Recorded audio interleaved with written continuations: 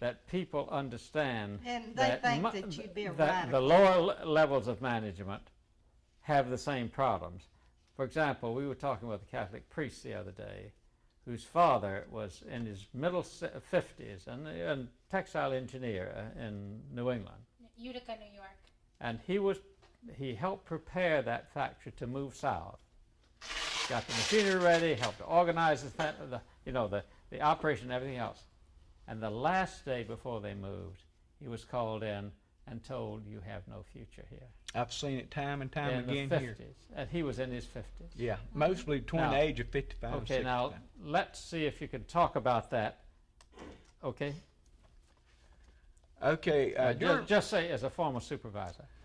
as a former supervisor of Fieldcrest Cannon, or No, you don't have to even oh. identify the plant, just as a former supervisor. okay, as a former supervisor in a textile plant, I found that what was really hurtful to my conscience and all was that the same management team that carried out orders to get rid of me or anybody else that wasn't doing exactly the way they wanted things run, or maybe wasn't dressing right to suit them or whatever, the same people that would carry out the tactics of running off, the sweepers, the weavers, the hemmers, were being misused themselves. They were, when they reached age 55, they were found fault in some way or another to run them off so they could, I don't know what the real reason was, except it looked like to me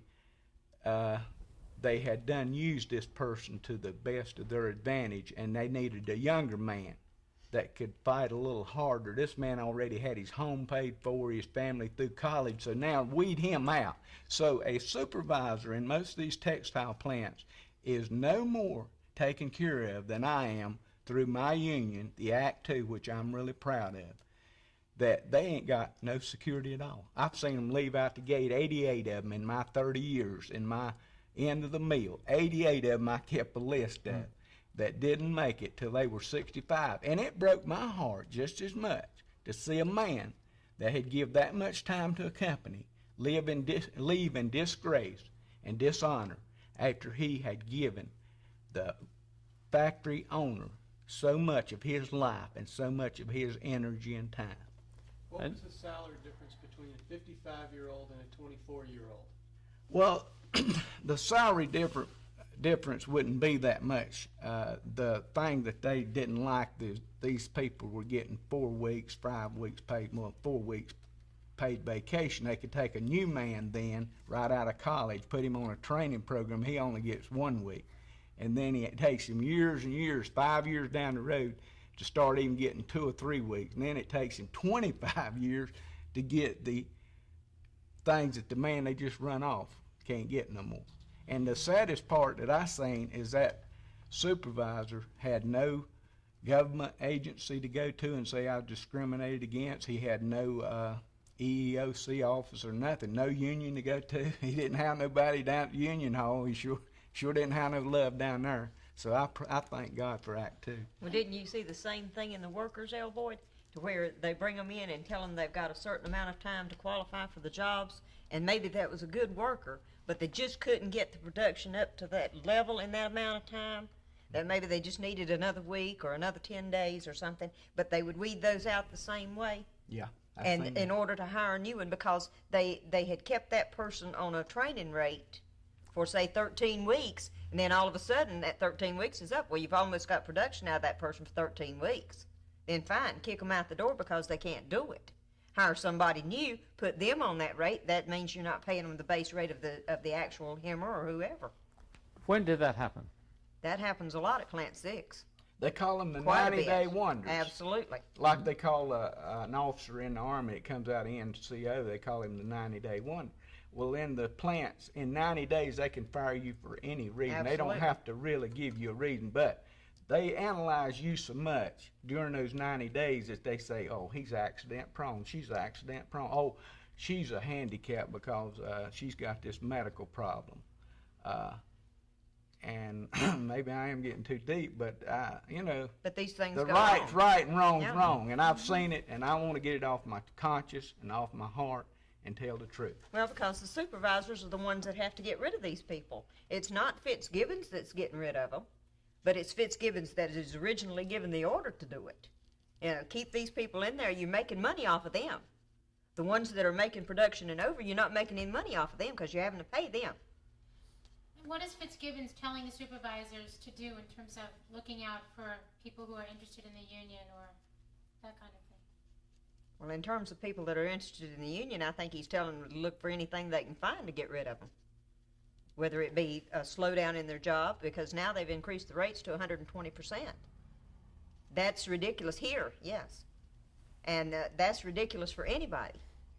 100% is a great amount. But now when you got to go, say we had to do 1,400 pillowcases to make production, okay? Now we have to do at least 1,700 to make our base rate, okay? Then after 1,700, you got to go on to say like 2024 to make any money. So that cuts you back down to $48 a day. Do people walk out of there? No, not really. No. What do they? What They'll do they sit look like? right there. All they do is just still Sit there and complain They complain to each other. They won't even go to the bathroom, you know, and things like this. They will work right. 8 hours because people tell you, I need my job. It's the fear of losing that That's job. right. It's fear. Fear is the biggest, you know, When I, thing out there. when I said walk out, I didn't mean like walk out with your fist raised. I meant they must be exhausted. Absolutely. That's what I mean. I mean That's right. fatigue. Because by the time you get up and you pick up a 35-pound bundle of pillowcases 24 times a day, that means 48 times you've got to handle that bundle because you've got to pick it up, put it on your table, hem it, spread it, and put it on another truck. So that's 4 operations you've already done. There's not time in there to go to the bathroom or go to the canteen and get you something to drink. So basically, it's what I'm saying. You're going back to the conditions of the 30s. Absolutely. We're not progressing, we're regressing. We're going back to exactly the conditions of why the people in the 30s formed unions and walked off of their jobs. That's right. Now, one other thing. At the end of that strike in 1934, right here, Plant 6, as a matter of fact, waged a big case against the mill. And they stuck it out for 4 years. It was a small group. It was 31 people, which was really something. And I'll show you those papers. But I just wondered, the Union Hall looks a little empty right now. What's happening here? And what's gonna happen in terms of the idea of a union in Kannapolis? The people basically, like I said a while back, you had people to go in there and vote against the union because of fear. You know, fear of strikes, fear of plant closing and everything, you know. The people still want a union here, but right now we're going through the court cases. We're going through the federal courts, you know, and we've been in court since March the 31st. And slow process.